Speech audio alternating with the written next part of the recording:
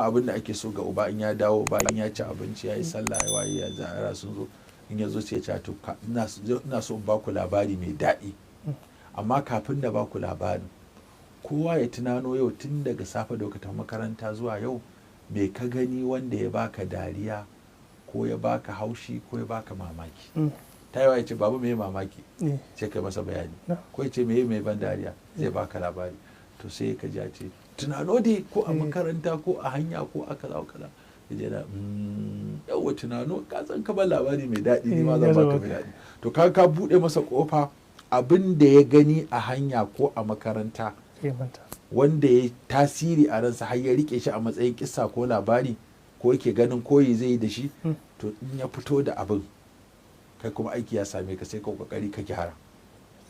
Kamar sai ya ce ai yau ni abin da ya bani abin nan, akwai wani yaro da ya ɗauki fensir ɗin wani ya ɓoye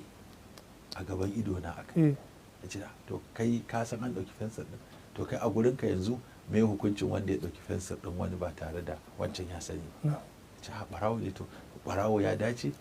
to me yasa kai baka yi man nasiha ba ka ce ya mayar ba, ko ka ji ka gaya malam ba,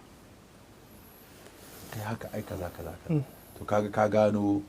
abin nan ɗinsa. Ko kuma akwai wani yaro da ya zo mana da cikin jakarsa ya buɗe sai muka ga naira 100 sai ya ce mu je mu samu canji ya je sai mana biskit.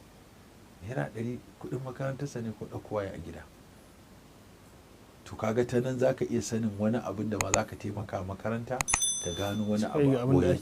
ga abin da ake a ɓoye waɗanda su malamai